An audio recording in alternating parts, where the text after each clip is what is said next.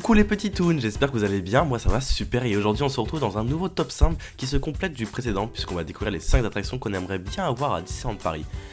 Bon, oui je sais, un de nos abonnés a levé ma couverture et connaissait déjà le prochain épisode, mais je vous assure ça vient pas de moi, c'est pas de ma faute si on a des médiums sur notre chaîne. Alors, ça vous tente? Vous êtes toujours là? Bien, parfait. Oh, attendez, oubliez pas votre agada, votre salade et puis vos chips. Vous n'avez que 3 minutes chrono pour les finir. Allez, c'est parti. Numéro 5, Haunted Mansion.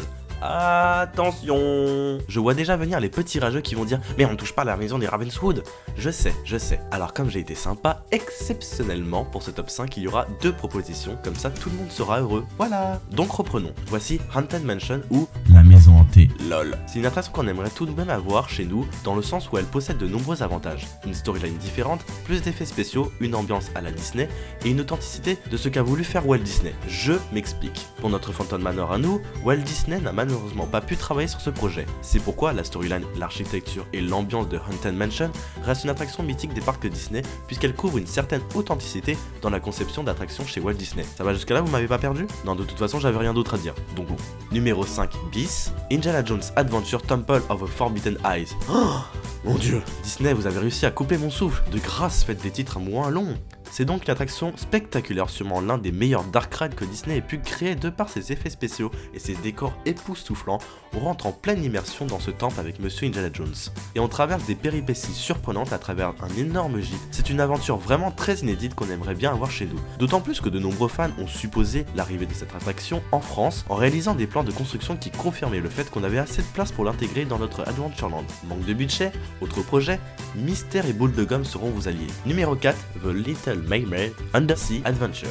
Under the Sea. Et oui, comment passer à côté de cette attraction magnifique qui nous plonge dans l'univers de la petite sirène alias Ariel.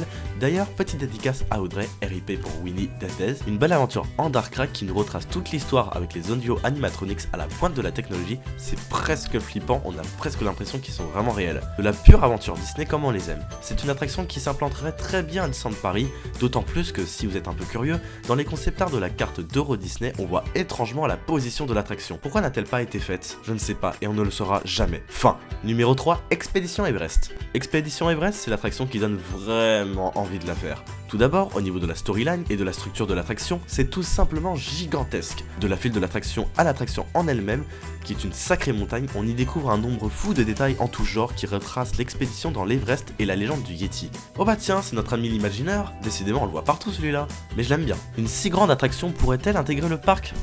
Pas si sûr, à moins de raser littéralement Big Thunder Mountain.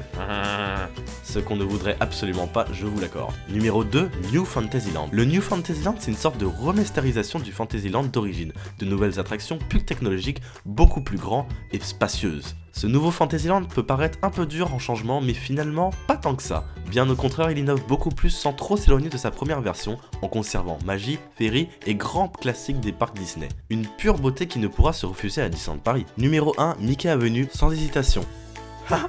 Vous aurez vu vos têtes, c'est une blague. Numéro... Attention les patates, voici Splash Mountain. Comment dire? Disneyland Paris, c'est un peu le seul parc avec Shanghai Disneyland à ne pas avoir Splash Mountain.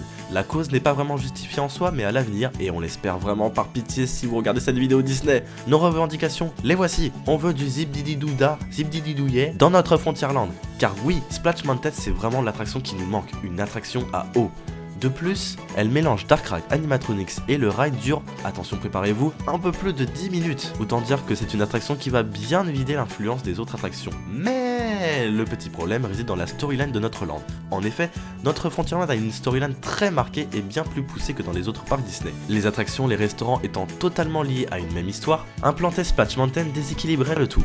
Mais enfin, quand on voit Frozen Seagull, on peut se dire que tout est possible. Ah, et avant de vous laisser, je dois vous donner une dernière surprise. On va faire une compilation des meilleures photos de drop sur Splash Mountain. Allez, c'est parti. Oh, sympa. Ah ouais, très original. Ouais. Oh, c'est trop marrant. Ouh, ils ont l'air un peu tendus ceux-là. Oh, on les connaît ceux-là. Et j'ai gardé le meilleur pour la fin. Cette mère est même passée sur les chaînes TV américaines. C'est pour vous dire à quel point elle héritera le prochain titre de Grumpy Cat à Disney.